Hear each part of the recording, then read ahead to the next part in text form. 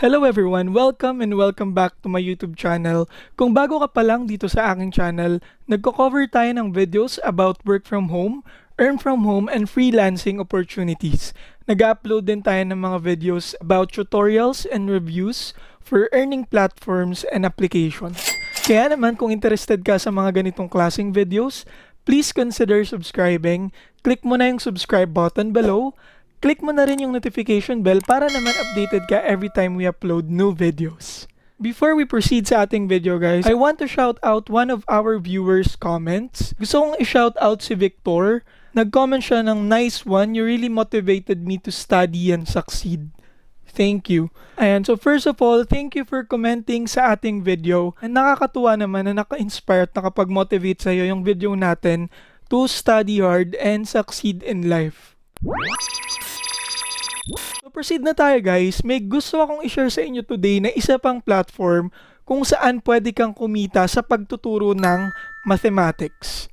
Yes guys, you heard it right. At ang maganda dito is walang video, walang audio, pure text or chat lang yung gagawin mong pagtuturo. Kaya naman kung ikaw ay isang math lover, kung mahilig kang magturo ng mathematics, at kung naghahanap ka ng extra income while just staying at home, na pwede mong gawin on your free time anytime you want, this video is for you. So please stay with me up until the end of this video. Don't skip any part of it para wala kang ma-miss na kahit anong information. So ang mga pag-uusapan natin for today, yung overview ng company. And syempre, pag-uusapan din natin yung application process at pag-uusapan din natin yung salary or magkano ba yung kaya mong kitain as a chat-based or text-based tutor dito sa website na to. Pag-uusapan din natin yung mga frequently asked questions at sasagutin natin yan later. And at the last part of the video, we will be talking about the pros and cons.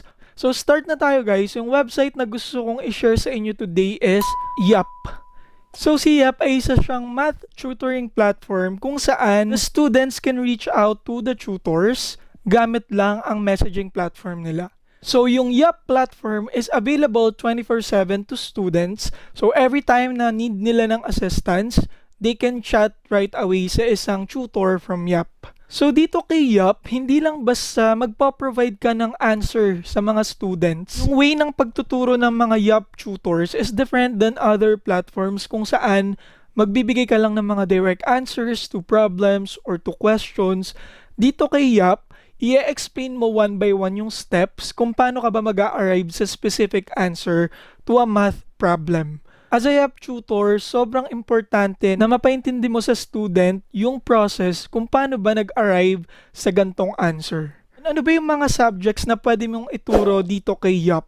Merong pre-algebra, algebra, geometry, trigonometry, calculus, and statistics. Yan yung mga subjects na pwede mong ituro sa mga students dito kay Yap. So ngayon guys, let's proceed to some frequently asked questions dito kay Yap. Where does tutoring take place? Ngayon, si student, ida-download niya yung application so they can use their phone to chat with the tutor. Si tutor naman, kailangan niya gumamit ng PC or laptop para tulungan yung student sa pagsasagot ng math problem. If you will ask if pwede ang phone for tutors, they don't recommend for tutors to use a phone kasi you will be using a specific platform or dashboard kung saan talagang required yung laptop or PC. So how can you get paid and how much can you get as a Yap tutor? Guys, dito kay Yap tutor, you can earn from $11 to $13 per hour. That's around 550 pesos to 650 pesos per hour. At babayaran kayo through PayPal or through bank transfer. How does scheduling works? So dito yung schedule, it's super flexible as in wala kang ipa-follow na schedule. You can work anytime you want. So hawak mo yung oras mo. Paano ba mag-apply? If you think you're qualified for this position, paano ba mag-apply as a Yap math tutor? The first step is the written application kung saan magre-register kayo at mag-fill out kayo ng mga personal information. And then after doing that, ma-route kayo to the second step which is the math proficiency exam. Of course, kailangan nila i-test yung ability nyo kung kaya nyo ba talaga magturo ng math, di ba? So ngayon, merong 2 levels of math. Meron silang lower math and higher math. Pwede mong i-take kahit isa lang dun sa dalawang math exam na yon, or pwede mo ring i-take both. If you will be qualified for both, mas maganda kasi mas mataas yung rate na possible mong makuha if you will be dealing with higher math. So ngayon, there are 10 questions for each set, and then the passing rate is 70%. So that means kailangan mong makakuha ng 7 correct answers para pumasa dun sa exam nila.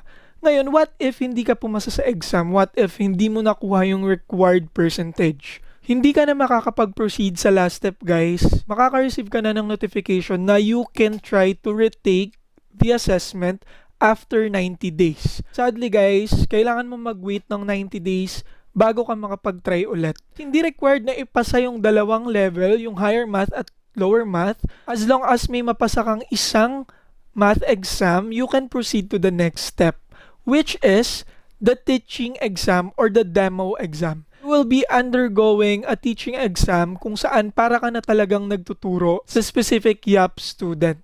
So kung pumasa ka sa demo lesson or dun sa teaching exam, then you can start tutoring with YAP. 'Di ba? Sobrang dali lang ng application nila. It would just take 3 steps for you to get hired. And guys, it would even take less than 24 hours. Kung ipaprocess mo yan lahat ng tuloy-tuloy, in less than 24 hours, kaya mo nang matapos yung application and then start ka agad to teach with YAP. 'Di ba? You can start earning agad-agad. Yung exam nila, even the lower math, it's really challenging. So you need to do your best. You need to focus to make sure na makuha mo yung required number of correct answers. Take note, guys, the exam is time pressured. So talagang kailangan yung gawin yung best nyo because meron lang kayong one trial. If you will not pass the exam, hindi na kayo may-endorse sa next step. As mentioned din sa website nila, less than 5% of the applicants ang nakakapasa dito kay YAP Tutor. So napaka-rigorous ng application nila, 'di ba? If you pass the exam, another challenge is to pass the demo lesson. Pag-usapan natin ano ba yung mga pros and cons dito kay YAP. For the pros, of course, number 1 is the schedule. Most of the tutoring companies kasi may mga allotted schedules yan eh. Pero dito kay YAP, you get to choose your own schedule. Depende sa availability mo. 'Di ba? Sobrang flexible ng oras at hawak mo yung oras mo. Another pro is that it's non-voice, non-video class, and non-audio class. So that means pure text or pure chat lang ang gagamitin mo to teach students kay YAP. And then the third one that I'd like to mention is the salary. It's super competitive, guys. So $11 to $13 per hour. Sobrang taas na salary na yan for a tutor. For the cons, the only thing that I can think about is their rigorous application process. So, sobrang dali ng application pero hindi rin ganun kadaling pumasa, guys, kasi nga sinasala talaga nila yung applicants. So, ayan guys yung platform na gusto kong i-share sa inyo for today. At kung tingin mo ay qualified ka at naghahanap ka pa rin ng work ngayon, and if magaling ka sa math, passion mo na magturo sa math, this will be the best job for you. You just need to do your best para mapili ka and makapag-start as a YAP math tutor. I think yan lang muna for today, guys. If you have any questions, please feel free to drop your comments. Tatry kong sagutan yan if I know the answers. But if you are a YAP math tutor, please share your experience then by commenting on this video. Again guys, if you haven't yet, please consider subscribing to my YouTube channel. Click mo na yung subscribe button and the notification bell para updated ka every time you upload new videos. Please don't forget to like this video and share this to your friends and family na naghahanap din ng mga extra income at home. Don't forget guys to follow me on my social media accounts and follow our Facebook page, RJ's Vlogs. Lahat ng link for those guys ay nandyan sa ating description box. Thank you so much everyone for watching up until this point. I will see you again in our next videos. Bye!